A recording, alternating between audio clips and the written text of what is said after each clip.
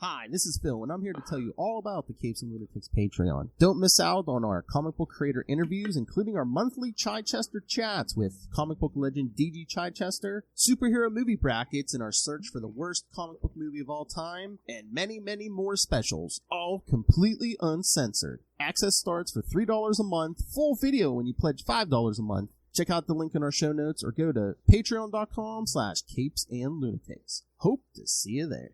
This is Luca Perich, and you're listening to the Capes and Lunatics podcast. I love Ben Reilly. Thank you, Lil. Alright, kids. Welcome back. It's the end of the month, so you know what that means. What Lilith Hellfire has lovingly dubbed the Sausage Fest. I am Phil. Of course, the Australians are here. Mr. Signal of Doom himself. Fresh from Australia, it is Dave. How you going, Phil? How you going, Ray? Great to be here. Yes, that's right. And also, of course, I know all his fans are breathlessly anticipating this. Yes, a High Priest of Khonshu himself, the Spider Baby. It is Ray. Hey, hello. Hey, Dave. How you going, Phil? Hey. Yep. Super pumped for another adventure with Ben Reilly. And, down under. Have you sacrificed many virgins to Khonshu in the last month since I've last seen you, Ray? Oh, How many. 12, many. 13. Yeah. I love 69. 69 under a full moon. Where are you, Lil? Yeah, where is Lilith, actually? There was Hey, plenty of... Lilith. It's too early. Lilith should come on one time. Lilith should come on one She time. wants to, but it's too early for her. I mean, especially This with, calls for... especially with her lifestyle. Yeah, it's too early calls for her. A phone Party call, for Phil. you. You got her mobile phone number? Oh yeah, she ain't gonna pick up. She ain't picking up this She's in a hour. coma at this point, you know. Between her I love it. lifestyle, yeah, she's There's like a haze. oh yes, yeah. her as you lovingly called it, her anxiety medication. Yes, yeah. Oh, we've all been there. I used to get very anxious. I got very anxious in the 90s a lot, so I needed to take a lot of something else to compensate.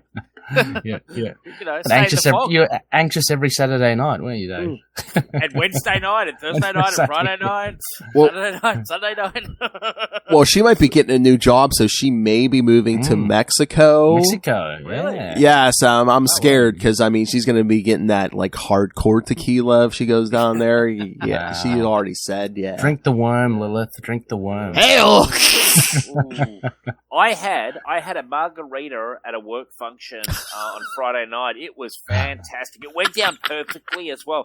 Like we had the jugs of margaritas, and I had to go somewhere and drive like quite after that. Jeez. And I thought, so I had one margarita, and it went down so nice, and went through my brain. I thought I could say F you to this errand that I have to do and just get stuck. And I actually thought I could really just hammer this really hard and it could be really messy. Or I could just leave now.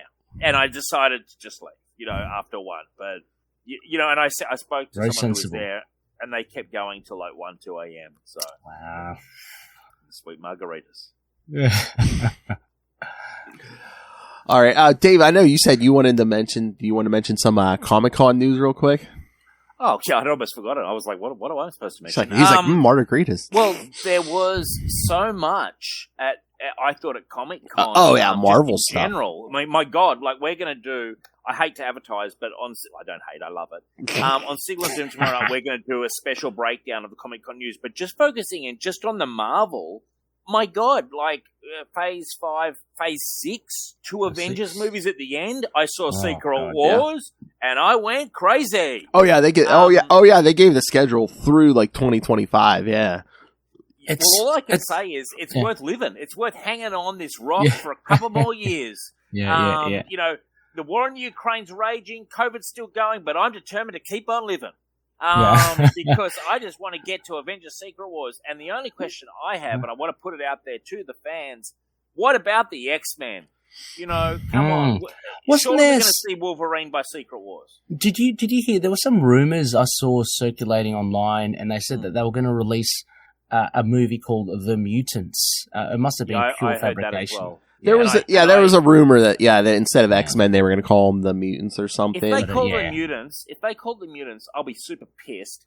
And I may possibly go over to the US myself just to deface the Marvel officers for that stupid decision. Although I've always heard a rumor, I don't know if it's true, but supposedly, I don't know if Stan Lee was originally thinking about calling them the mutants, and then I guess he was like, nah, dude. But he didn't. He didn't. Yeah.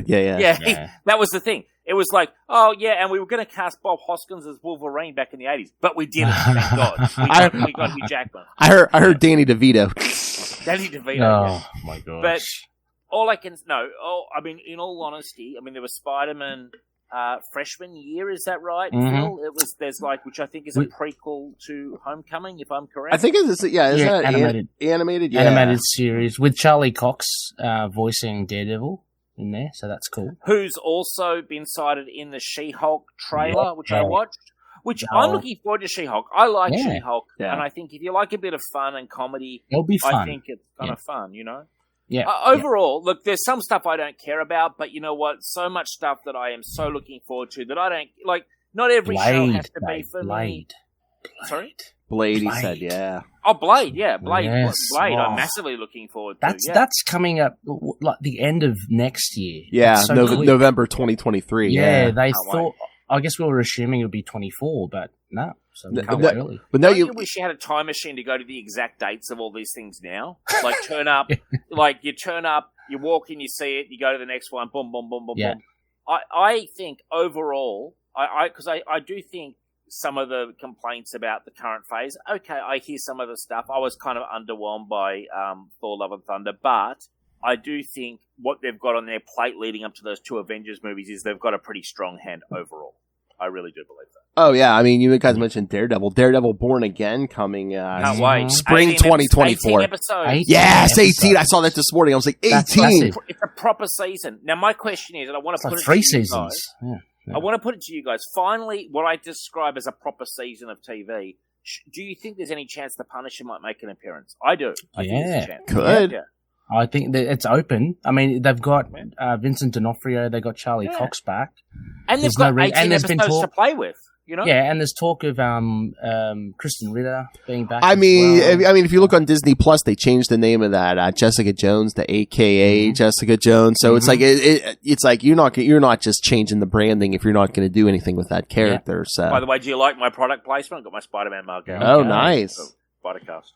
I just think overall it's just super exciting. And I just think that it's honestly what they needed to do, I think, because I think a lot of people, I've spoken to a lot of my friends, I don't have that many friends, but those I've spoken to who've seen Thor: Love and Thunder were very underwhelmed.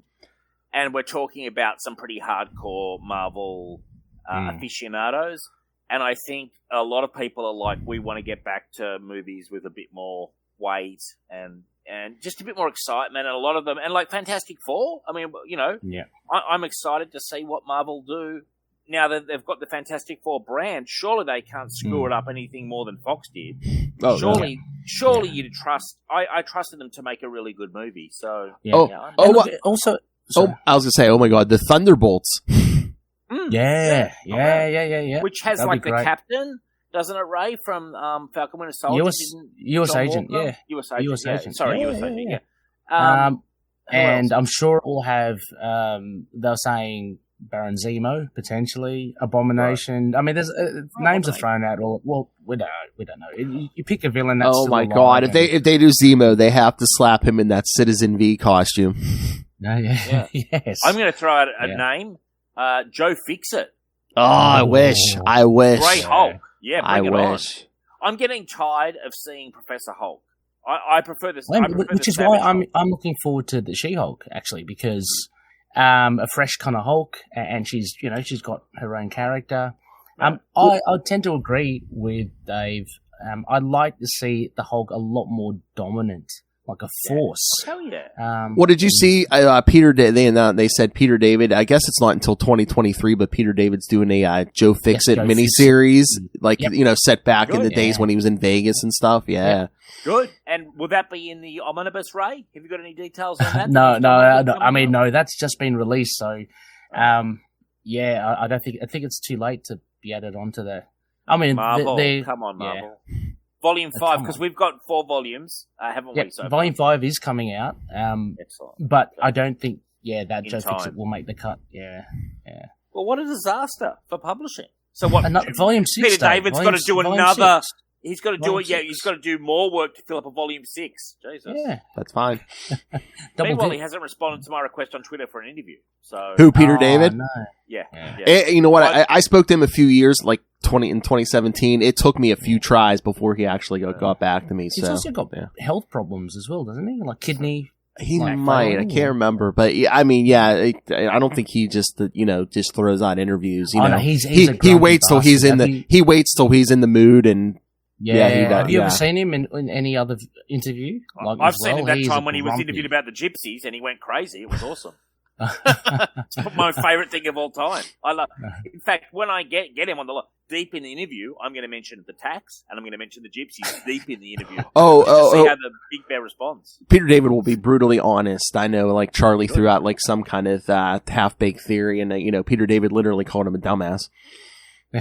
I know. I was like, I keep wanting to go back in the archive. I'm like, I got to pull that clip of him calling him a dumbass. I want to hear it. Yeah, like it's yes, great. Hey, he's a guy who lives. Guess what though? I love his Young Justice run. I love his Hulk run. So he's still pumping out stories. Like it's still going well. So he's a member of that Crazy 8 Press too. I listened to a lot of the interviews with John Suntress, and not him, but other members like Paul Kupperberg, who I want to get on the show, and Robert Greenberger and other guys like that are members of that. They sort of self-publish like a lot of stuff. They're like a collective of authors, and he's a member of that. Okay. Yeah, I'll go check it out. If the others are just as good as Peter David, I'll check it out. Paul Kupperberg wrote a lot of Superman and a lot of DC stuff. Yeah, it's all good. Cool. All right, so we're going to jump in on some of these Spider-Man issues because Spider-Man. Ben Reilly. Unlimited. Spider-Man Unlimited 12. Are we doing Unlimited? Yeah, we're going to... Yeah, because that's... Okay, let's have a stab at that. I think that comes first. Like I said, I don't think it matters, but I think that does come first. Starting with the J. Jonah Jameson will pay you $100K if you can solve this case. I love this, J. And we'll make it easy on Dave. It comes first in the trade. So. I appreciate that. I didn't know who he was fighting against at first, and who was it? Is it Beetle? Yeah. That's like some OG Beetle. Yeah. Pretty cool. Nice design, I must say. Yeah, I think this was a good issue. I'm just trying to pull it up on Marvel Unlimited. I enjoyed the issue. It's because it's like, I love the way it starts out. I think it's really cool. Like, it's all these people fighting Spider-Man as he's trying to get across town to his house because of the bounty that J. Jonah's put out. Like, it's cool. Like, is that that was Doc Octopus? I think so. Yeah. Wait, what? Phil? Yeah. Who? The woman?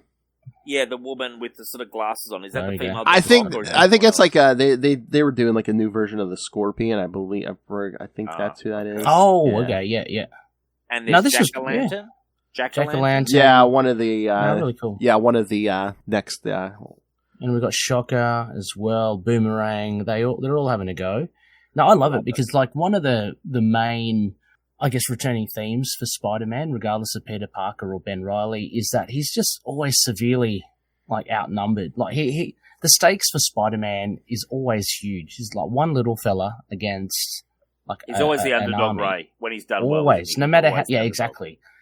So I love it. There's that panel there where Ben Reilly finally makes it to his empty apartment because we know from last time everything's been stolen. Everything's been stolen. Them Blood Brothers. But it looks like he's had just the roughest day. You know, he's like torn and tattered.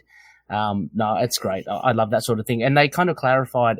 They explained again the third skeleton we get in here, like the smokestack. I've got a question. And I need it to be understood. So, excuse my dumbness. Okay.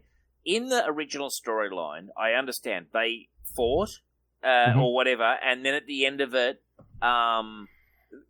he thought the dead one went down the smokestack. Yeah. They fought. Peter thought Ben was dead, so he's like nothing good's going to come if someone discovers a second body of Peter Parker. You know, there's going to be a ton of questions. So he throws him down there, hoping just burn it up. And he then didn't check the results. So I understand all that, but then there's two of them now, and clearly it's like Ben Reilly survived the smokestack or whatever. So there's two. I understand there's two. What I don't understand is the skeleton.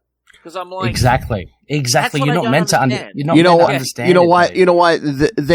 They'll explain it at the end. I'll tell you now because it's really nothing, because there was so much crap going on in this Clone Saga that at the last episode, before we do the last episode, just so you guys can do the reading, I'm going to have to tell you who the mastermind is, because there's an issue where the mastermind just explains everything. It's basically the mastermind writing in his journals, laying out everything. Yeah. So we'll do that. We'll do that with the end of the '90s stuff. But it's like, wow. They were just throwing so much at this just to keep the story moving. It's basically the mastermind just saying, you know what, just to confuse everyone, I threw an extra clone body into that smokestack just to confuse them. You know, I understand that, but why do they not think that? Like, because the skeleton makes no sense to me. Because either Ben or Peter. Why do they not think someone's thrown in the skeleton? Yeah, probably. No. But what I mean is this. Okay, so Peter Parker, who originally threw the skeleton in, threw the body in. Yeah. Okay. Yeah. So, but then the guy turns up, and the whole thing is, oh no, I survived the smokestack. Blah blah blah. Yeah. So you're like, okay, the body I threw in survived. Okay. Yeah. When a skeleton turns up. Like, there doesn't seem to be any question of, like, where did the skeleton come from? They start freaking out. Like, clearly it was put in by someone else. They do ask, but they freak out. They do kind of freak out. They kind of do in an issue or two, but it is kind of weird. They kind of gloss over it. But I remember there's at least one where they're just like, well, wait a minute. Well, Ben's like, I thought I went into the smokestack. If there's a body in there, then who the hell am I? Yeah, you're absolutely right, Dave. Yeah, there is that. I mean, they kind of quickly forget about it. It would be a very existential crisis for you. You would think, because if you were the one who got thrown in the smokestack and survived, and then they find a body in there, maybe you start to actually say, "Oh, well, maybe I actually am a clone grown in a vat."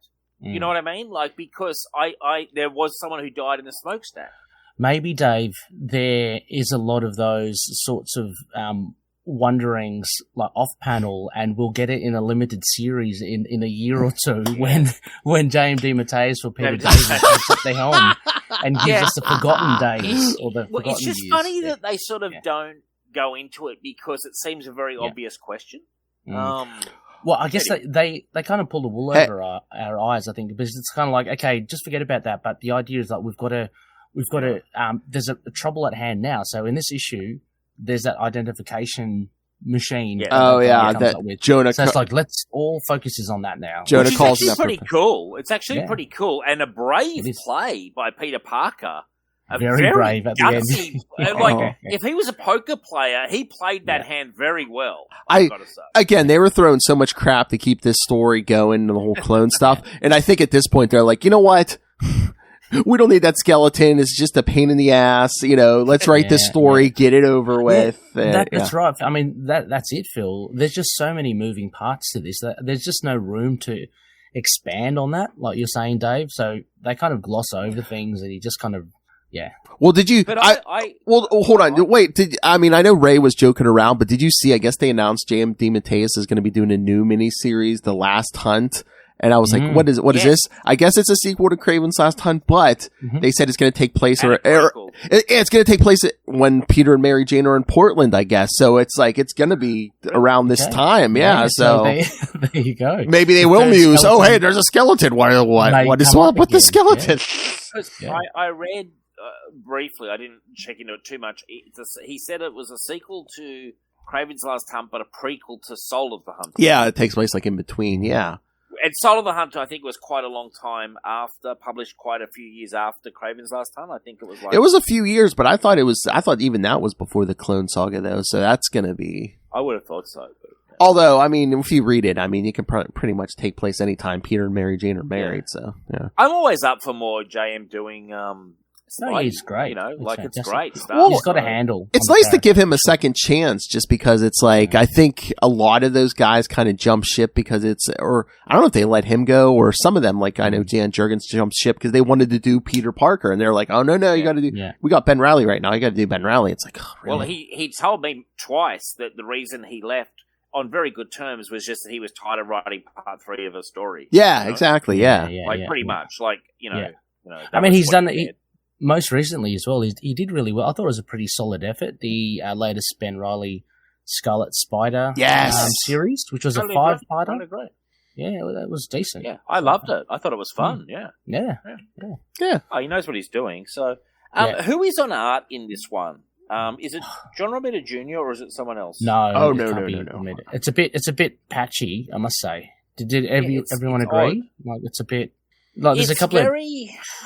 It's weird. I don't know if there's a lot of like digital stuff because you see like to certain of those panels where like the background's like blurry and stuff. I don't know if they're trying to like show like depth and stuff, but the faces look really weird. There's one where Peter's on the phone and he just looks like a mutated. We got 3 pencilers in this issue. That might be why. You're right. Yes, Steve and Geiger. a writer I've never heard of either. I've never heard of this writer, Ivan Skolnick. Oh, Evan Skolnick. He was he was working on New Warriors after like the original team left, like after Fabian left. Mm-hmm. Yeah. Okay. Right. He was the one who did that those last few issues of Web of Scarlet Spider Ray. Yeah. Right. Yeah. And Stephen Butler's a great penciler. I love his work on Web of Spider-Man. Okay, here's the problem with the art. We have 3 pencilers and we have 1, 2, 3, 4, 5, 6 inkers. Yeah. Yep. Yeah. That's it. That is in a and nutshell. You know what? I don't hate it. It's so of its time, and it's quite stylistic. Some of it's good, but like it's not great. Like I'm looking at a picture with Peter on the phone. With yes, Mary that's Jane. terrible. It's terrible. Not a great. You wouldn't pick that as Mary Jane either, and like it's almost like a doll in bed. You know, like a mannequin. It's terrible. Like there's no expression. But at the same time, I don't want to be too critical. Because at the same time, like there's a really weird. This panel on it's page 156 in my trade where a grey thing is going over Peter's head, which is the that one. Yeah, good. His forehead. At looks the same really time, at the same time, the story I think is actually quite interesting, and it kind of moves along under the strength of the story. Like it's not great artwork by any means. I think the story is good. I think the pacing's really well done. I think it's actually quite interesting, and for a large, this is a 47 page on digital. Yeah. For a large issue, this kind of flowed really well. Oh, it did. I loved it. And you had the Pro turn up, who I enjoyed. Oh, yeah, the Pro. From Scarlet Spider, much of a player in Spider-Man? Because I'm not familiar with this period. No, when they did like that 2 months of like Scarlet Spider's books instead of Spider-Man, he showed up there. So he's basically a Ben villain, Yeah, he was cool. I mean, he smashes Peter. Smashes him. He absolutely annihilates Peter. Peter really cops it without his powers, doesn't he? He does. Like, he just cops it hardcore. And the funny thing is, even as Spider-Man, he cops it, but now he's copping it without any powers. Mm-hmm. Yeah. It's quite, it's quite common for Spider-Man to get beaten up. Like, that happens quite a lot. I do like the touch, though, with the Pro, that he puts that thing around Peter's neck, and after getting the skeleton, because Peter can't do anything else, he actually keeps his word, which is nice. So he's got like a code himself. Well, that's his kind of stick, isn't it? I'm a pro. I stand by my kind of... I enjoyed that too, Ray. I thought that was kind of cool. Yeah. I see we go. Towards the end is the Butler. You can tell a mile away, I think, the Butler pencils. Just the fight at the end with the hackneyed Sinister Five or whatever. Yeah. That's pretty cool. Yeah. I've got a comment here and I want to get your guys' take. So... I'm reading this digitally. Yeah, me too. And this is where it's a shame that I'm reading digitally because the double page spreads just go onto one screen on my iPad. Like, I don't know if you can see it, but just I turn it. Yeah, I rotate it though. You get the full. You can rotate it, or you can even zoom too. I know I don't like that either, Dave. I zoom. Yeah. I do zoom. Ray, I don't know if I'm just a bit retarded or something, but my thing just doesn't go around. You might have it on lock. You may have locked the rotation, but I'm basically just an old man who just doesn't understand technology. That's what I'm turning into. I guess where you're going at though, Dave, is that those splashes are gorgeous. There are a couple. They're Spider-Man, cool. Like, fantastic. I actually think that's where the artwork really starts to shine and pays off this because the start of it is all quite interesting, and then you have this kind of cool. Series of panels, and then there's a really great panel, and I'm going to show it to you. It's on 177, the one with the panel with the faces. Yep. Oh yeah, the next. Yep. Brilliant. I love that because you see all the different faces, Yeah. and I just thought that was really nice artwork. Like, I love the lead up to it. There are 5 splash pages in a row. Yeah. yeah, no, they're good. Fantastic. Yeah. It's great Spider-Man. Like, you look at the Spider-Man and Spider-Man's the awesome. fights, it's beautiful. Like, Very That's the thing. I don't think there's any bad art in this issue, but I think between the 3 different like pencilers, you can tell the difference between each one. So it kind of like drags you out of it. It's like, okay, I could see where this one left off and Butler picked up, and yeah. Look, I disagree to an extent. I think there are some really dodgy panels. Yeah, but, some of the faces, yeah. But I mean, overall, I mean, it wasn't like I read this whole thing grizzling about the art. You know, well, it gets stronger as it goes on, Ray, because clearly your guy takes over. Yeah, and he it's really it's like a relay race. He's a finisher. The big finish, Phil. So yeah. I did like the end as well, where they all win in the end, and then there's the scene with Ben and Peter and Mary Jane's even raising a glass of beer or something The big finish. to them all, and they're just all doing maybe, but a little luck never hurts either. I was like, good on Mary Jane. Notice she's got like a dog collar on her as well. She's got like a choker on. Like, I was like, Mary fashion, Jane. Dave. Fashion. 90s fashion. No, I'm not critical. I enjoyed it. Oh, Dave's like, I love women in dog collars. Yeah. Hey, look. But how about? it's I mean, whatever like happens.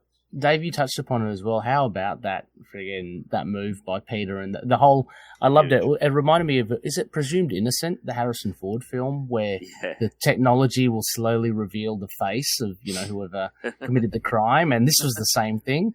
But I loved how Peter Parker just, as you said, Dave, big call. You could just hear the dramatic music as that computer's putting that face together. Yeah, and then Peter saying, luckily, I mean, because the logic is, and it made sense, that Peter took the photo so he couldn't be Spider-Man.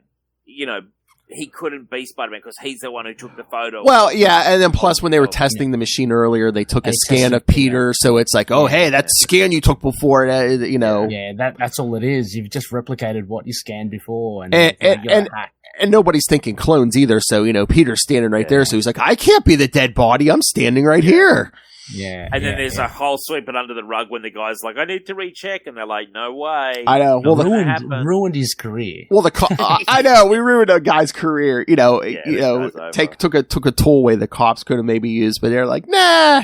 His actual technology was actually correct. Yes, it worked. Light years ahead of the curve. Yeah, but he's done. He's a joke now. But like Mary Jane, Peter, and Ben are just raising a big cheese at the end. Living it up. We got away with it. Yay, we ruined a guy's professional career. Yay. Yeah. No, well, it was a nice ending. Like, it's always good when those 3 get together because, Ben's kind of on his own and we know, like from the next issue at least, Phil, or as you suggested, Peter slowly gets his power. Yeah. So I just want to. I mean, I don't mean to be sexist here, but if we just want to focus in on Mary Jane with the collar on, as you notice the hint of the bust line there at the table. You can see how the curvature of the bosom, and I mean, a nice touch by the artist to.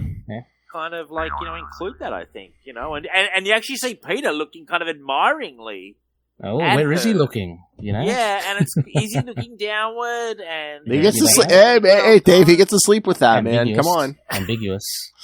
Yeah, that's true. He does get to sleep with it. Yeah, so it's a good old time had by all. Can I just say also as well, that page just before that last page, Dave, where you have Peter Parker looking up at Ben Reilly. That's a classic Peter look. Whoever drew that, hats off. That looks exactly like it is. Yeah, that looks like a Romita Senior or something. Yeah, Romita Senior. It looks exactly like it is. Yeah. It's very 60s, isn't it? Like good. Late 60s Peter Parker. Yeah, it's nice actually. Yeah. And actually, noticing that, I also want to. That the woman, the cop, has got like a boob window, and if you look at the doctor, when she says not going to happen, it looks like he's staring directly at it. If you look at it, it looks like what is he looking at? Directly staring at her boob window as she's telling him his career's over. That is a powerful crime fighting tool, Dave. Because I mean, there's an issue of Power Girl where she's like, I don't wear a mask. I don't have to wear a mask. All needs that boob window. You definitely don't have to, Power Girl, at all. I mean, despite what we say about like the differing art, I mean, we're going to jump to the other ones, of course, but I have to say that I probably enjoyed this one the most out of the three that we're going to do tonight. Yeah, I thought it was pretty good. No, this is my favourite of the stories. No, this is a good story. I enjoyed it. Yeah, I mean, it's probably the most coherent story. I mean, we'll get to that team up, but 69, while it's good, it's pretty much just like a wrap up of, wrapping up Blood Brothers and stuff. Yeah, pretty much. But still, still good as well. Yeah. 69 also has a massive, is it that one that has a massive recap section? Probably. Maybe it might. I think it's that one, but they love a recap in the Clone Saga, and it probably need one because it gets so complicated that they. You got 4 regular Spider-Man books, so you basically have a weekly book, weekly Spider-Man book. So it's like, well, they did time to be alive. Well, they did. Time to be alive. They did recap in this unlimited issue. They're like, okay, here's the story on the skeleton, Mm-hmm. Or that might be what you're thinking of, Dave. In the 90s, Phil, that probably is what I'm thinking. In the 90s, were you picking this up, Phil? At the yes. stands? Yes. Yeah. So have you got all your singles? Like, I do. I do. Yeah, they're downstairs. Phil has an amazing amount of comics, Dave. Dave, I have the majority of the comics that I've bought since around the age of 10 or 11. So. Wow. Yes. Well, that'd be a lot, wouldn't it? Like 18,000. Oh, I have a basement. I have a basement full of them. Yes, that is an issue that comes up with me and my wife. Yes. Yeah, no, I got rid of my singles. It was nothing like that, but I had a fair few singles that I got rid of when I moved in.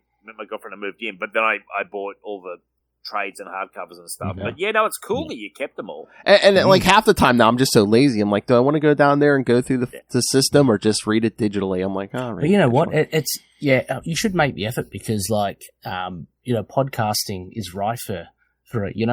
Like you guys do comic book reviews. What better way to go back, hunt it down if you've got a nice catalog system? It's a great excuse to do it. I'm lazy too, though, because I often don't go to my hardcovers and just read each. True. I'm like, I can't all go of us to are the guilty. shelf. I'm like, I can't go to the shelf. I'd rather just sit here and just do it. Every once in a while, Ray, especially like if it's like not on Marvel Unlimited or something, I'm like, I guess I got to pull Yeah, that's great. I think it's a great. What's your longest run? Is it Spider-Man? Is that like in terms of a character? Who do you have the most of off the top of your head? It's probably pretty close between Spider-Man and that other guy, Batman. My favorite character. Well, Batman spams out a lot of comics, so. Oh yeah. Well, again, in the 90s, it's like at certain points, Spider-Man, Batman, and Superman all had like 4 monthly books at a certain Have point. you noticed? Adam, the computer, mentioned to me the amount of Batman books that are going out at the moment. I actually find it's I'm over. Phil and Lilith talk about it all the time. Yeah. Oh yeah, ridiculous. Any given week, there's anywhere between like 3 to 8 Batman issues to me, every it's week. Too much. I love Batman, and even I'm kind of like turned off. I'm like, I can't keep up. I don't care that much. Yeah. Like it's like I'm reading Chip Zdarsky, but it's Batman. But I just find they're spamming it way too much, Yeah. I mean, Batman and anything related to Batman, like a Nightwing or Harley Quinn or stuff. I mean, that Robin. Those are, I guess, their best sellers, so they keep pumping them out. Yeah. It's the same like Spider-Man. They expand that canon. Now it's Spider People. Like there's a huge extended family now. So yeah. I guess maybe I'm just not as tired of Batman of Spider-Man as I am Batman. I've read so much Batman now that I'm almost a bit burnt out, and just when I see there's like 7 titles in a week Batman related, I'm just like, I don't have the energy to read all these. You're killing them, Dave. Batman, my favorite character.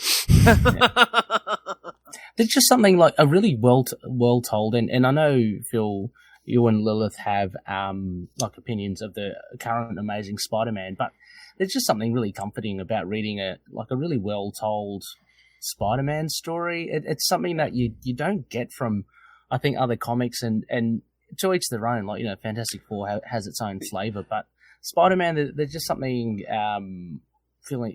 Don't get me wrong. Don't get me wrong. The current run is great, but I'm such an old man. I'm like, modern comics move too slow. Modern comics move too slow. Yeah. Oh yeah. I don't guess we're writing for the trades or whatever, but I'm just like, Most of the time these days, I'm just like, pick up the pace. Come on. No, I hear you, man. I actually store them up, so I have like 4 or 5 to read in a row. And I find that Well, I just find it's more enjoyable that way. Yeah. Otherwise, I just feel I'm like, oh my god, I don't want to have to wait it to be drip fed, you know. So I'm enjoying the Amazing Spider-Man run at the moment too, but I let it store up. I do the same with Zdarsky's Batman, because they do when you look back at the comics of even in the 80s, and obviously in the 70s and even more so in the 60s. So much would happen in 2 or 3 issues. Yeah, you could get a whole story in 1 to 3 issues. Yeah.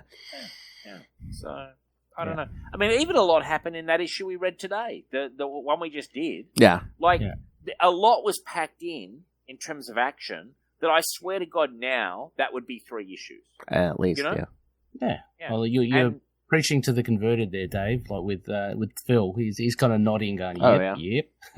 Oh, that was the big thing when these were new, Dave. It's everyone was just because there was people complaining. They're like, "What? You mean Peter Parker wasn't the original Spider-Man?" Because they were like, "Oh, hey, yeah, anyone who's been reading Spider-Man after Amazing Spider-Man 150, oh yeah, that guy you were reading about until the Clone Saga was a clone." Yeah. As you can imagine, that did not go over well with people. Yeah. You would feel absolutely robbed. I remember the outrage at the time.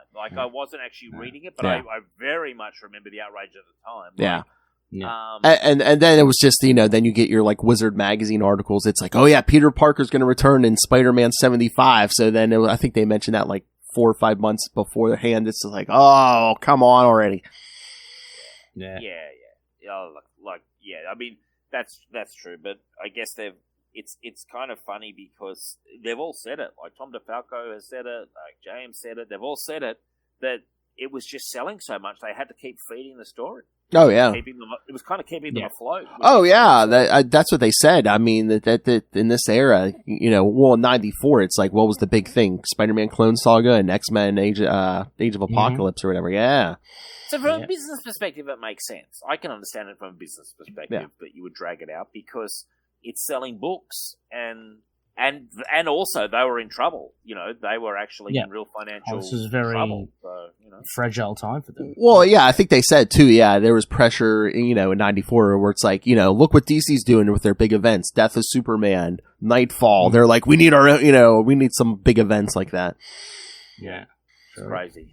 Well, that's all good. So then we come to, what is it? 69. Spider-Man 69, yep. Just Spider-Man 69, and this is John Romita Jr. And great art. I mean, this is where he really thrives. He just knows what he's doing here. Beautiful. Crazy Hobgoblin. I'm not super familiar with this guy. It's like a cybernetic Hobgoblin. Well, it's Mackendale, but yeah, for Blood Brothers, I guess they made them all cybernetic and stuff. He gets a few enhancements and all that. And he's got his little gang of fellow enhanced that he blows up. Well, he stuffs them off. The what is it? The something 12 or Cell 12 or something. Yeah, Cell 12. We saw them previously. I think during Blood Brothers. Yep. The Expendables, I call them. They're very expendable. Yeah, very much so.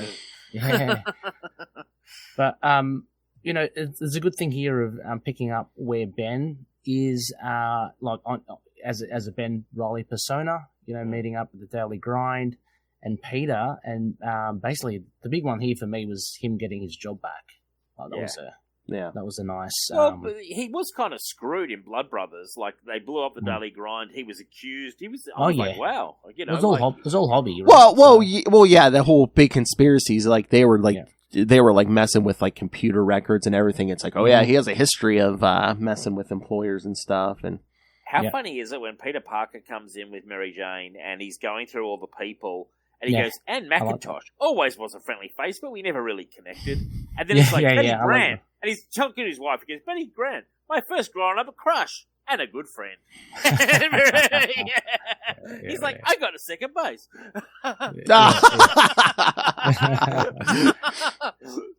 Oh my god, that's the new thing. Lilith and I were we want a big Spider-Man conspiracy where they come out with a huge story where it's Betty Brant has been the big mastermind behind every evil thing that's happened to Peter since Amazing Fantasy 15. It's been me the whole time. I've got a question. When I finally find out whoever this mysterious mastermind is, there's so many layers to this conspiracy. Is it even someone I will know? You will know this man, yes. Oh, okay, right. Yes. Okay, so I was Stan Lee. Stan Lee, yeah. The ghost of, what's his name? Steve Ditko. Yeah, I mean, we get the whole thing fed again. Like, so we know that Hobby's not at the top of the food chain. No, definitely the not. other guy, okay, I keep on forgetting his name. He comes in again. The undead guy. Oh, Gaunt, yeah. Gaunt, that's it. I keep on forgetting his name. But but he's not the mastermind, is he? No, he's not. He's number two. He's number 2 guy. Yeah. Yeah. Do we know who Gaunt is? Did he reveal that in Blood Brothers? No. You'll know it. You'll probably you'll kind of be familiar with who it is, but it. I was guessing it was Norman Osborn. Is that correct? Who Gaunt? No. That was just my guess. Yeah. Because I knew he was dead. Like at this time, wasn't Yeah. he? He's a Norman Osborn technically dead. Yeah. All right. So yeah, and then a really cool fight again. I mean, you can't go wrong with Romeda's art here with a fight. But Ben finds it because I thought this was what you were going to say, Ray. But Ben Riley finds the doctor, I guess, who was working on Hobgoblin. He's like, "Where's Hobgoblin? I'm going to tell you, he's going to kill me." And Ben just keeps dropping him and catching him. He's like, "I could do this all night. I might miss, so you might want to tell me." Yeah, that was a good opening, actually. A very good opening. I enjoyed that, actually. That was cool. Call back to a lot of, like, 90s. Oh, I'm just thinking Commando, as well. Well, I was kind of thinking, that might be the fun difference, because I don't know if Peter would do that, but Ben's like, yeah, I'll play, hacky sack with you all night. Yeah. He was a little bit more impetuous, and a bit more brutal. It was cool. I enjoyed that, and so he then finally gets. What does he get from him? He gets. Well, they're fighting, and then Ben tricks him back into the warehouse, and he's like, just admit everything, and Hobgoblin's like, ha ha, yes, I admit everything, and explains the whole thing, and he's just like, but no one will ever believe you, Spider-Man. But Ben Urich and Peter Parker are right there recording the whole thing, which is kind of fun. I always like, this is a really big geeky thing, but I always kind of shirk a bit when people like rip the webbing off their face so easily. Like I heard, back in the Marvel universe, that handbook of the Marvel universe, the webbing is meant to be like just really strong. Like only the Hulk can really like pull it off. Maybe his cybernetic enhancement making him stronger, right? Maybe, yeah. Also, you think it was lucky where they crashed, because where they crashed was exactly where Ben Urich and Peter were. If they hadn't crashed in that exact spot...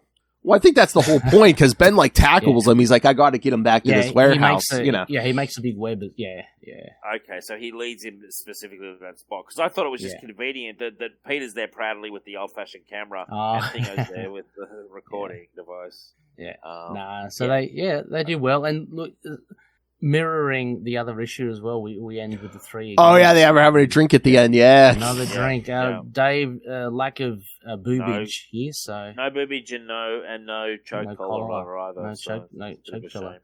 Well, we see Peter... Why did Peter just smash the glass? I didn't understand. I think it's meant to insinuate that his power's coming back. Yeah, his powers are slowly coming back. He'll get bursts of power, and then, it's gone again. Yeah, until we get to the end of the 90s Clone Saga, when his, when he has to be Spider-Man again. Yeah, those powers come back, I see. I thought for a second he was having a moment of tension, but I was like, the story didn't seem to... Yeah, I was confused. It's almost a spasm. That super strength turned on for 2 seconds. It's like, ugh. Yeah. Right. Yeah. He's like, I'll get this back in 1997. Don't worry. I'm building up. Yeah. This was pretty good. It was enjoyable. If I bought this comic on the stands back in those days, I wouldn't have been disappointed with this. It's kind of what I would expect. But it's nice too, because once Peter becomes Spider-Man again, he has this secret identity protection, because Ben makes that big spectacle in front of the Daily Bugle. Oh, Mr. Parker, I need your help. Okay, Spider-Man. Yeah, exactly. Yeah. And again, albeit just a standard length issue, there's something good just having a consistent artist. I think. 100%. And again, modern comics, it's look how much we packed, even though this is a wrap-up issue, look how much we packed into this, Oh, there's plenty. But I prefer that, though. To me, this is what I call meat on the bone. Yes. As opposed to today, I'm sipping at the soup, and it's very weak, and it's watered down, and I'm like, I have to, this...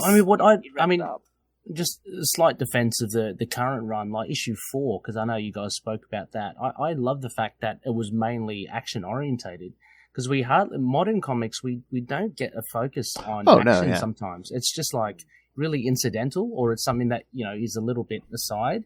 The whole issue had Spider-Man, fighting his way through, thinking that he was fighting Tombstone's goons, and the great reveal at the end. So I really enjoyed the fact that, but I understand where you're coming from. That in essence, that issue was just like a fight, so it's spinning wheels. I mean, I enjoyed that, but it's like some modern writers looking at you, Bendis.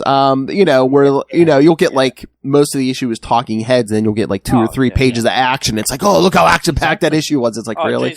His Legion run. You're lucky if you get 2 pages of it. Like pages of just text. And it's not interesting. It's just Dave, are you reading Justice League vs. Legion of Superheroes? I read one issue, and I actually got on Legion Outpost and said it was possibly the worst comic I'd ever read. Issue 1.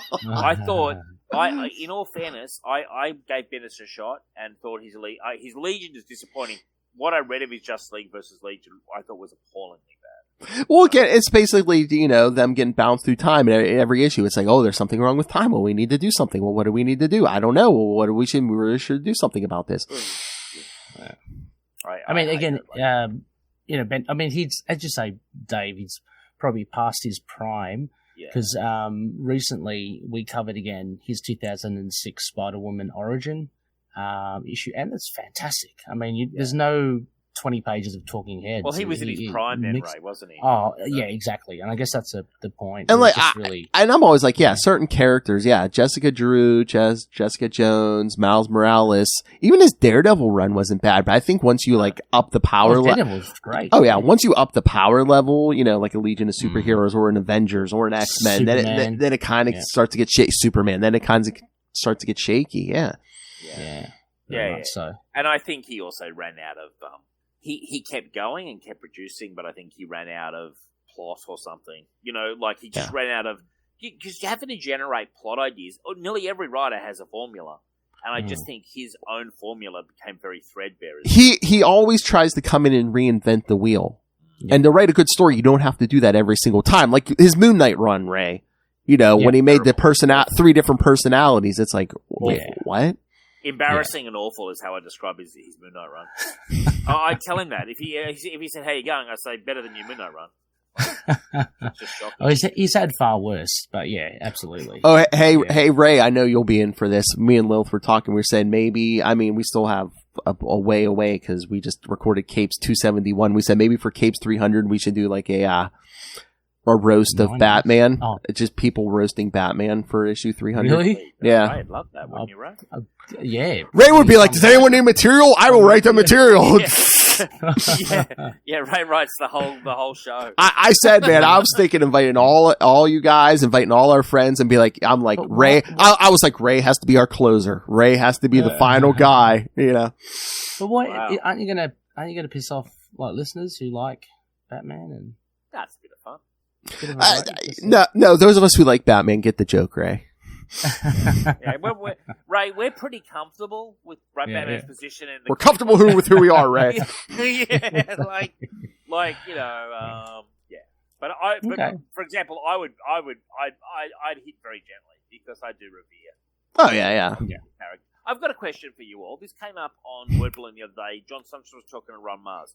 What's your favorite Batmobile in live action or animation? Which one? I've got one, but I'll start with you, Phil.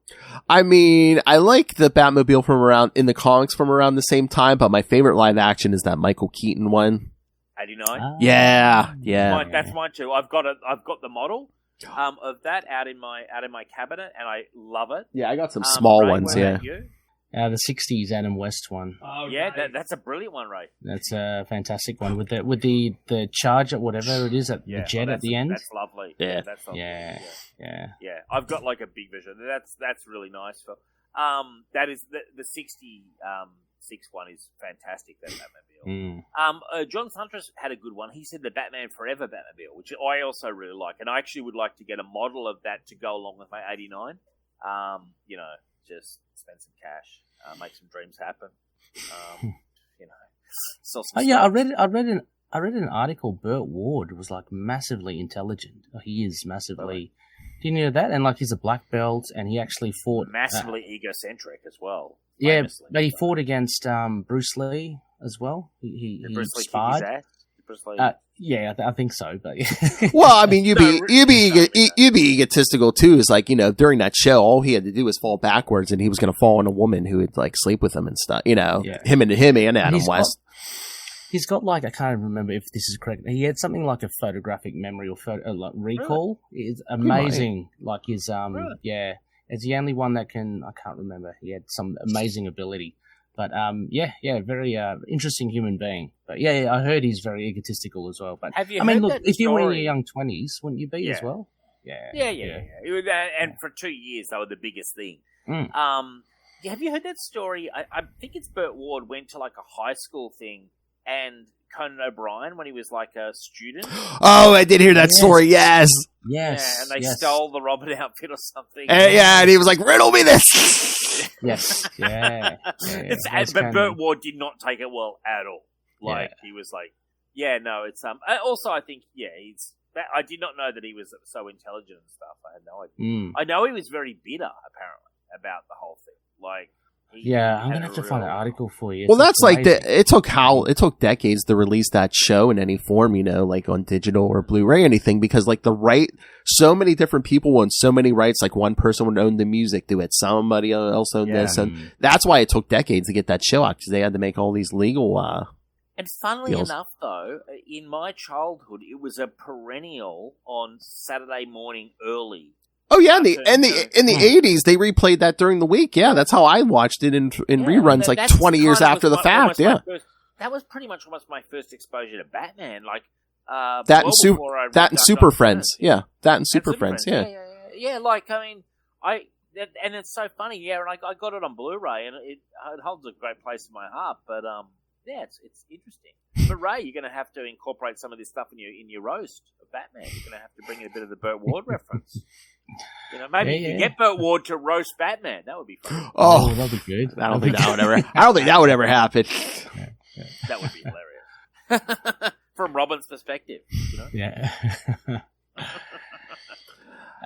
All right. So we get the last issue, right? The team up, yes. Which I know Ray cream of the crop. Well, I know Ray is gonna. He's already indicated that he's gonna blast this one. In its defense, Spider-Man Team Up 3. Yeah. Yes, I want to say in its defense that I did enjoy the break-in, and I'm also proud that I guessed where they'll break into, because they were deliberately making it like as if it was like Spider-Man was committing a crime, which would never happen, And I thought, I've got a feeling he's breaking the Fantastic Four building. I don't know why I thought that. And front cover? Then, maybe it was the cover, but I wasn't paying that much attention. Yeah, that's a good point, Ray, but I didn't think of that. I was reading and I was like, I've got a feeling it's a Baxter building. And then he places prank on Johnny, which I enjoyed. And I like seeing all the Fantastic Four. Like, I like the Thing especially. And Reed having a bad day. I don't know what's going on with Reed. He's got the beard going. He's got the grey hair going. The very fetching Sue Storm, who Ray, I'm very, very fond of Sue Storm. And she comes out in was on my list. Barely covering herself with a robe that she's got going on there. And she unfortunately has lost her force field, which she refers to a couple of times during this issue. Yeah. Well, it's the '90s stuff. I mean, this is the point where Reed they had Reed missing, like presumed dead for probably like 2 years or something. Because I believe the story was like they were going to keep him dead longer, but Onslaught's coming and Heroes Reborn's coming, so they wanted all four original Fantastic Four members to go in the Heroes Reborn. So and what's with his Jim Morrison beard? Like as if he's recording. He was like stuck in. I don't know why he didn't shave once he got home, but he was like stuck in like this prehistoric age or something where he couldn't shave and stuff. When they found him, he had the beard. I'm like, why wouldn't you shave once you got home? And the shackers as well. The shacker hair. He's really got it all going on. Like let it go. It does not look like Reed Richards apart from the grey. I think it was that. I think it was them just beating you over the head with, this isn't the man you knew, before he disappeared like 2 years ago. Yeah. Maybe I guess he's been. I did like the scene where the Thing falls down, that he winds up in the tub with all the women. And then if you look at his eyes, and he's like, I expect to fall into the middle of a wall or Doctor Who's armor or something, but this ain't bad at all. What are you saying? What are you saying, Dave? He's getting his rocks off. Yeah, exactly. Yeah, exactly. I mean, just going back to just going to the break-in. What I did like about it was that you kind of think, I thought at least it was Franklin Richards that was the target of Spider-Man, because you got like the poster of baseball and a video game. What is a video game? So and it sounded like he was quite nefarious, like, and he's put this little, you'd think are explosives. So it was a really good opening, like in that sense. Good. Yeah, I thought it was pretty funny. I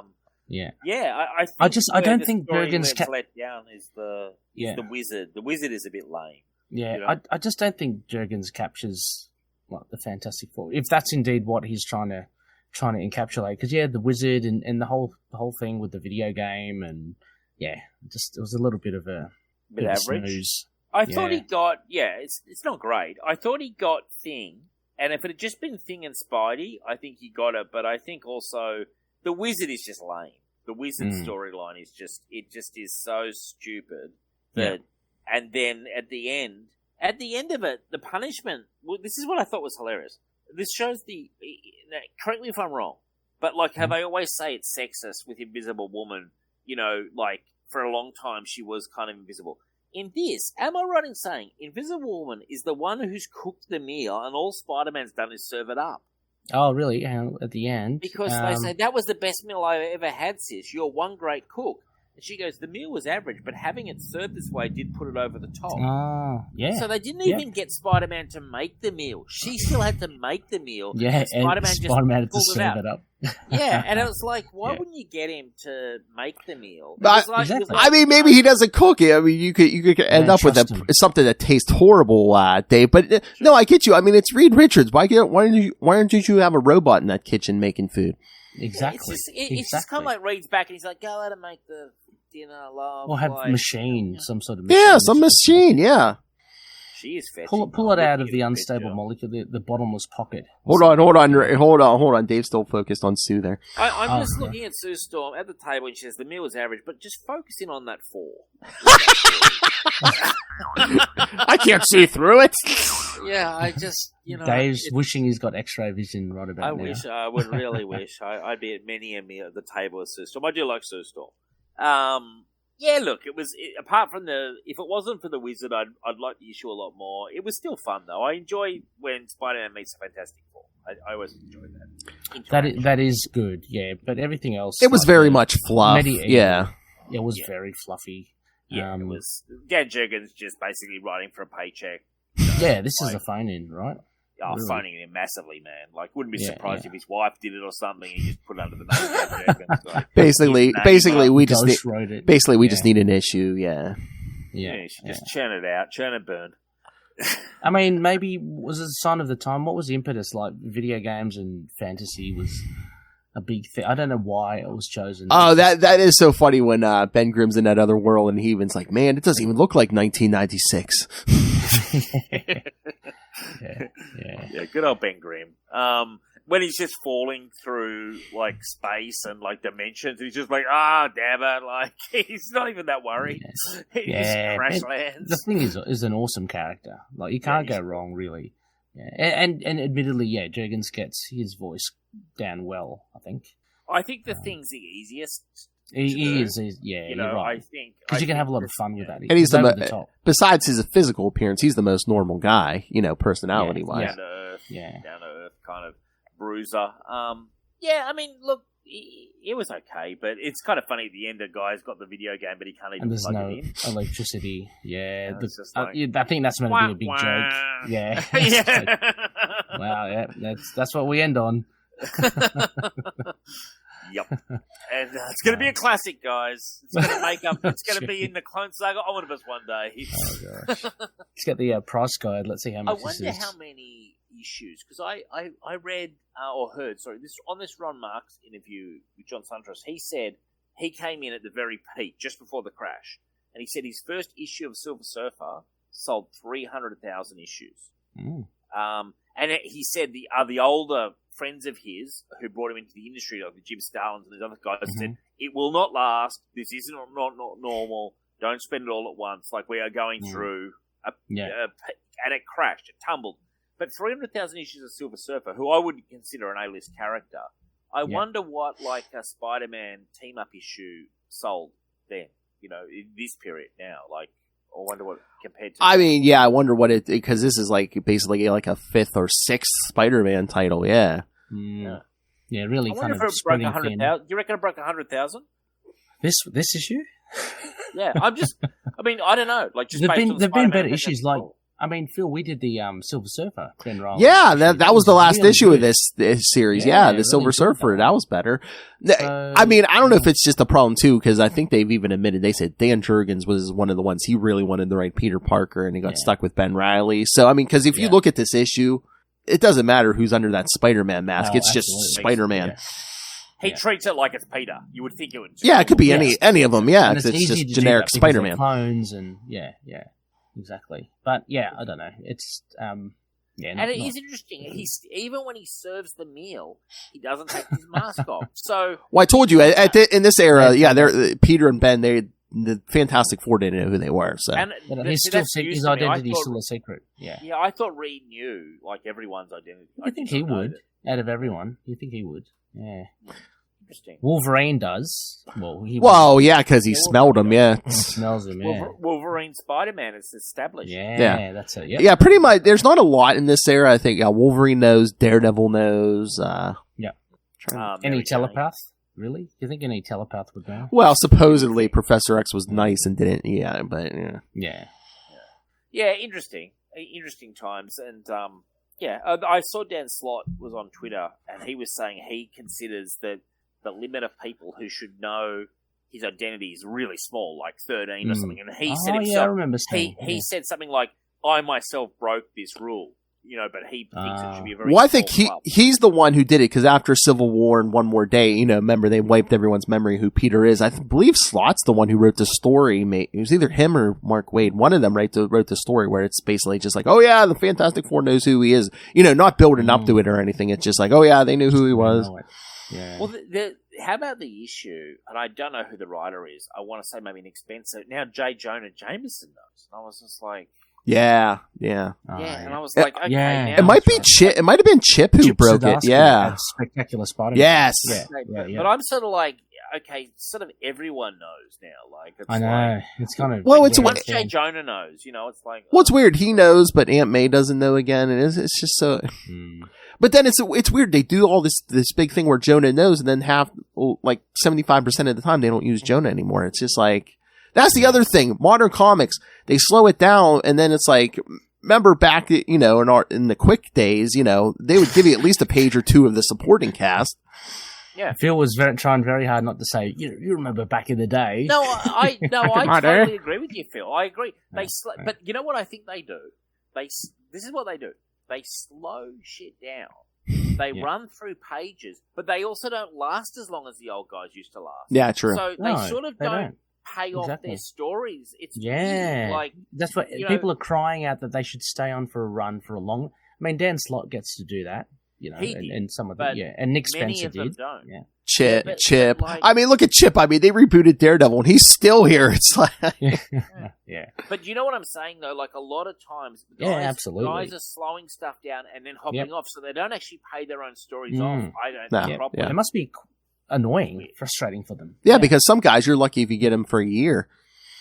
And they're kind of like watching their back as well, like not knowing when. Oh yeah. From what I've heard, when their last issue is. So it's kind of a very strange environment to try and establish something. Like Jed McKay, like he didn't know he was going to get past 12 on Moon Knight, right? Yeah, exactly. Yeah, they don't know. So he was saying something like, you write every issue, like kind of like it's your last one. You have to really try. Yeah, but my advice to them would be to pack more into the issue, if that's the case. Yeah.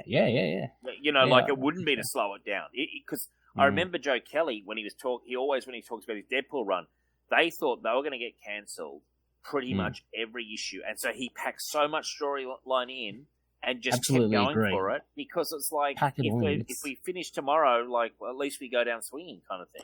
Yeah. Well, and then too, I wonder if like they are ordered to, or it's like people write for the trades and stuff, because they put everything in trades now. It's like back then, like they didn't collect everything in trades. Now they collect everything. If I had a trade that was packed with entertaining issues, it's a better trade. Oh yeah, that's what I said. Yeah. I mean, if you put, But I'm thinking, instead of 1 6-issue arc, I'm like, I don't care if you have like just like 1 or 2 like mini arcs in a trade. I don't care. What's the problem? Yeah, I guess the problem there, the thing is, they have to try and resolve all those, B, C, D subthreads, subplots, all in 6 issues as well. But I'm totally with you. I don't think they do, though. The thing is, I don't think they succeed a lot of the time.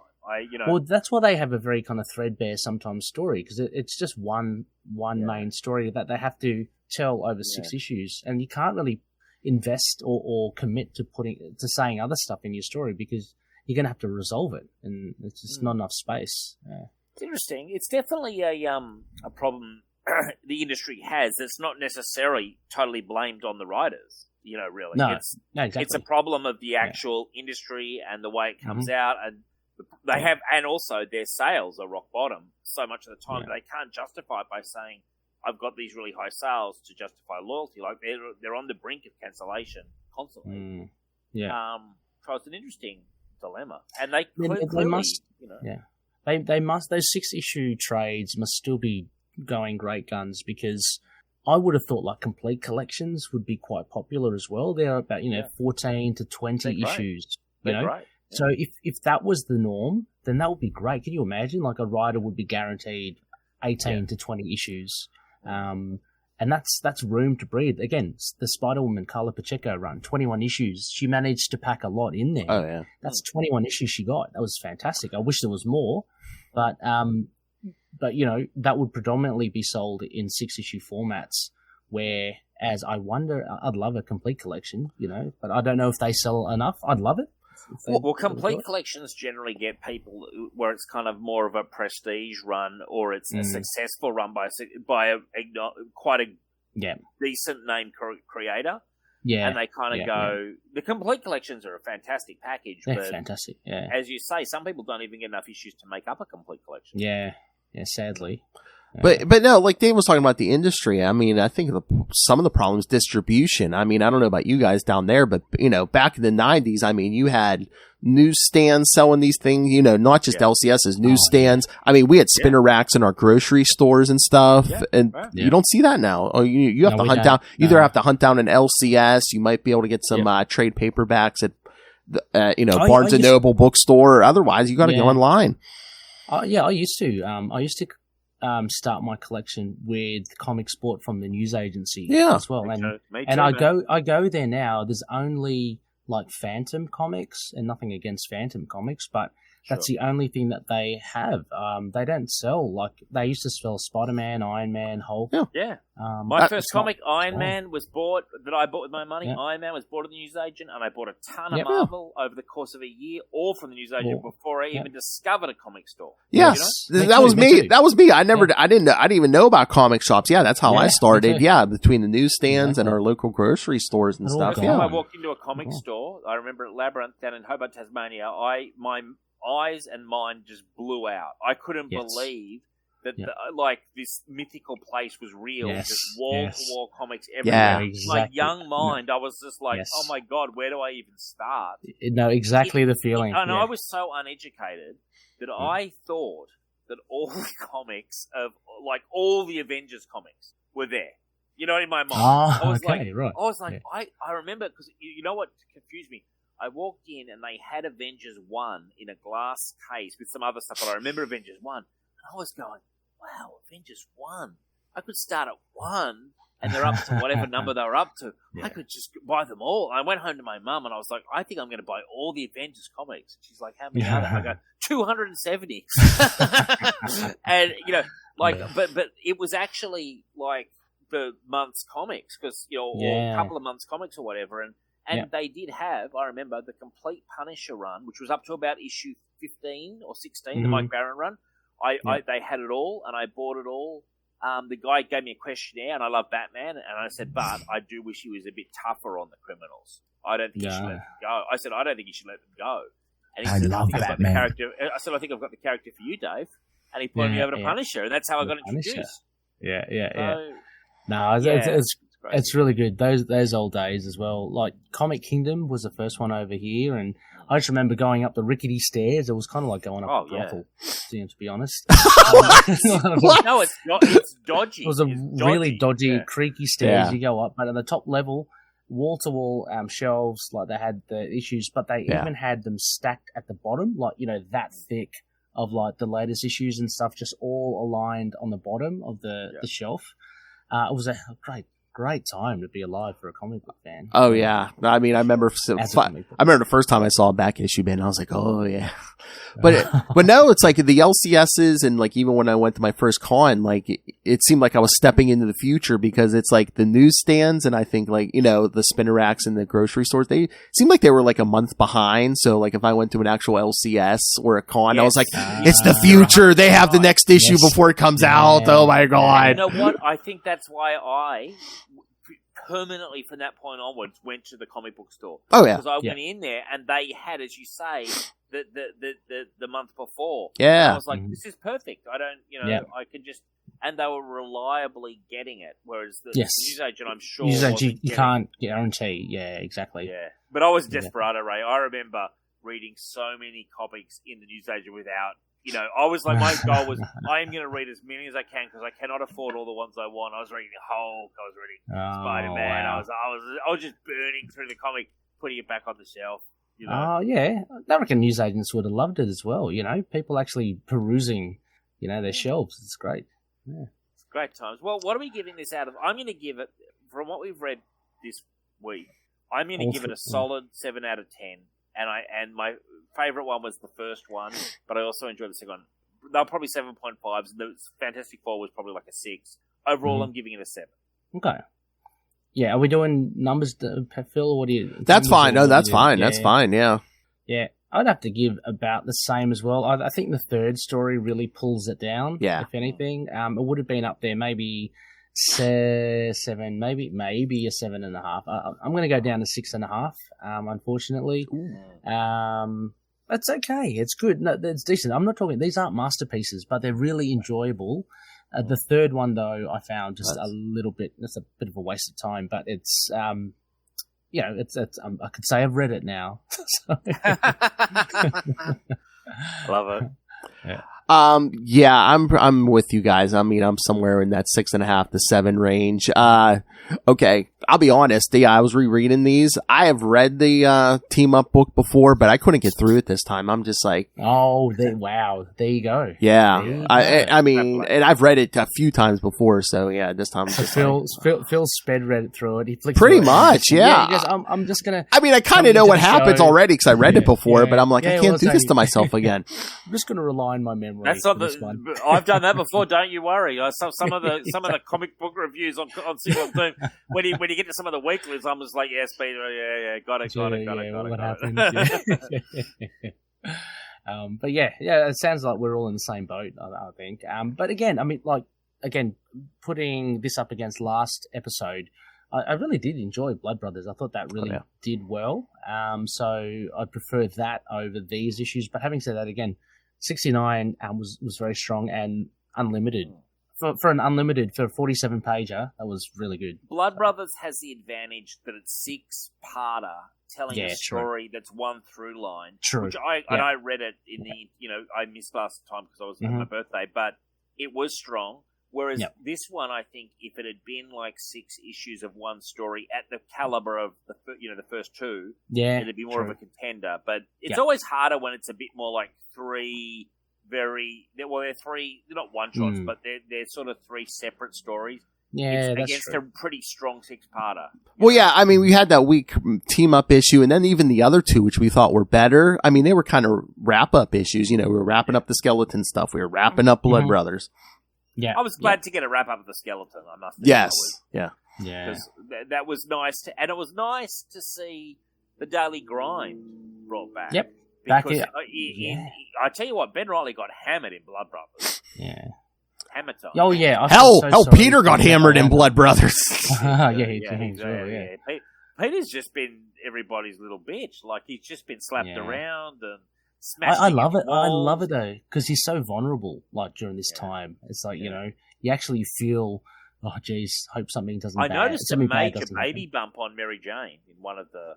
I'm sure you did, Dave. Well, she did. Like, I mean, because I've not read. I know that is it a miscarriage or something? Something happens. Yeah. So I'm wondering how they're going to handle that because I'm surprised that they did that. I still think that would have been a good idea to have a little spider baby. You know. I mean, it's par for the course now these days, like with a lot of characters, isn't it? So yeah, I think it was just we'll get there when we get to the end of the 90s stuff, but I think it's just they kind of wanted to, like, get rid of any... Well, yeah, all mentions of, like, the Clone Saga era. It's just like, yeah. Do they really brush over it? Because I don't recall her really grieving or anything, like anything I've read ever mentioning it. There is one issue of Spectacular Spider-Man. It's the issue like right after the last part of the Clone Saga where like Peter and Mary Jane kind of mourn. But after that, there's like I think there was like a mandate. They're like, don't mention clone, don't mention clone. Because you honestly, if you hadn't, I wasn't even aware that it had happened until I heard it mentioned in later years. Yeah. Because I wasn't reading during the time period. So it's kind of crazy. I don't know. I like your t-shirt, Ray. Thank you. I believe you could buy that if you would like it, Dave. You can buy it on TeePublic. To know her is to fear her. The Spider-Woman podcast. Go check it out on all good podcast catches. It's your own merch. I like it. You're wearing your own merch. So that's a good idea, Ray. Yeah. It's a subtle self-promotion. I almost wore an ITK shirt today, just saying. I want Ray to turn up in the beak of Khonshu, like wear the mask with the beak and all that. I'm waiting, Dave. I'm waiting for a Signal of Doom shirt. Yeah. Oh, good idea. Yeah, Signal of Doom shirt, Signal of Doom cap. You know, maybe some glasses. Gonna get one of those Photoshop photos you always see on like Facebook or something. You know, you'll see a picture of Chuck Dixon wearing a Signal of Doom shirt or something. Yeah. There's some dodgy stuff on Facebook, that's for sure. I don't know if you saw, Phil, as well. I wore a Cape shirt, one of the podcasts as well. So. Oh, did you? Did you? Yeah. Promoting the collective, yeah. I love it. Well, someone's got to. Someone's got to, man. Like, you know, we're always promoting the collective. I promote it very strongly on Signal of Doom, you know? Yes, absolutely. You know, it should be in law. It should have been written in blood that all collective members should, you know... Yeah, I won't go. Let's look at that story. Hey, but no, everyone mentions Ray because Ray's on every podcast on Earth. So you know, exactly. Gets around, like Ray gets around. That's what I've heard. That's right. Yeah. You have to go on tour. You got to take the band on tour when you. Totally. I love coming on this show. I love coming on this show. I was gutted to miss last times. But I've come back blazing, and we've mentioned the Comic Con stuff, and tune into Signal and Doom, guys. You know, the greatest show in history on the internet. Easily, I would say. You know, obviously, Capes Lunatics and Ray puts a good effort in with Into the Night. You know, no one's disputing that, but. I'm pretty sure there's a fresh episode of Signal of Doom up now, kids. So check that out. There is. Yeah. There sure is. Me and Rich blazing, and Rich was unhappy about something or other. Really? I don't know. Something happened that he wasn't happy about. And, but he's all primed to give live reactions tomorrow on the Comic Con News, so that's going to be interesting. Nice. Yeah, be good. The only comment I got from him so far was the Dungeons and Dragons trailer looks so bad. I'm like, I don't know what. Really? I enjoyed it, yeah. But I'm not even a D&D fan, but it looked really good to me. I enjoyed it too. I actually don't know what he expects. Like, I mean, an immersive VR experience, perhaps. You know, very cool. That might satisfy him. All right, let's wrap this up, and then we'll get to our plugs. So next week, kids, we already recorded it. Lilith and I are doing we did two Mr. Fear issues, Marvel Team Up 92 with Hawkeye and Web of Spider-Man 63. And then we're doing three episodes in a row with Spider-Man and She-Hulk Team Ups. I wonder why. Yes. That's cool. Marvel Team Up 107, Sensational She-Hulk 3. That's the Burn run. And then next week, She-Hulk number 4 from 2004 and Avenging Spider-Man 7. And then Marvel Team Up 11 through 13 from 2005. And yes, kids, in 1 month, we'll be back for another Sausage Fest. Me, Ray, and Dave will cover Sensational Spider-Man number 6, Amazing Spider-Man 413, and Ben and Peter's appearance in Daredevil 354. Oh, That's yes. cool. That'd be That sounds pretty cool. So we'll get some Daredevil in here. Nice. Yeah. Well, wait, some God, I've Daredevil got that. and I've got to fish it out. Yeah. Speaking of. All right. Send your thoughts and send your questions for these gentlemen. Email us CapesandLunatics@gmail.com or call the voicemail 614-382-2737. That's 614-38-CAPES. And remember, you can follow Ultimate Spider-Cast on Facebook, on Twitter, find links to all the various social medias for all the shows we do. The YouTube channel, again, free. Just smash that subscribe button so you don't miss a second of everything we do. Interviews, shows like this, all of it. So just smash that subscribe button. Smash it. Most importantly, the Patreon, again, paying for this out of our own pocket, $3 to $5 gets you early access to creator interviews, including the monthly Chichester chats with, that genius, Mr. DG Chichester. I got the good mic out for you guys. And superhero movie brackets because Lilith Hellfire loves man pain. We'll find that we're fighting the worst superhero movie of all time. The July episode we're recording next week is going to be Halle Berry's Catwoman versus Ryan Reynolds' Green Lantern. So, Oh, and Catwoman's the worst one, in my opinion. and Pretty bad movie. of course we're talking Green Lantern. So yes, Ray, Lilith demanded we drag poor Will into it. So yeah, and pick her up the nifty. We have merch too, Ray. Capes and Lunatics. Oh, wow. Well, there you go. Everything's at Linktree, linktr.ee/Capes&Lunatics. All right, hey, Pay for that merchandise in the background for Phil's got there. Something's got to pay for that, you know. that's right. All right, hey, Dave, did I hear something about a show called Signal of Doom? What's that all about? Yes, well, it's the greatest show on the internet that we've created. We've been going now for about 17 years. 7 centuries. Episode 275 dropped this week. Me and Rich covering pop culture, comic book news, comic books, etc., etc. Bob Dylan and Frank Sinatra news also, of course. We're on Facebook. We're on all, iTunes, Apple, whatever, like all the normal podcast places. Signal of Doom. Check us out.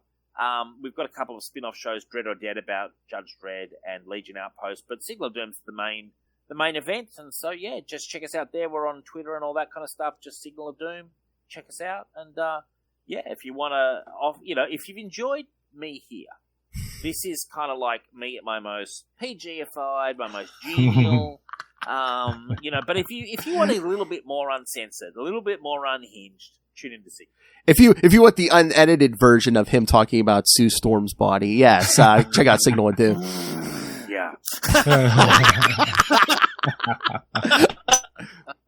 Oh, hey, Ray, you're not on any podcasts, are you? Oh, no, Besides yes, this one? I am. Phil, thank you for asking. Look, anyone keen to hear my thoughts, just hit me up on Twitter at RayRayPod, REYREY Pod, and you'll find some links to a few shows that I do, Into the Night, To Know Her is to Fear Her, and Last Sons of Krypton.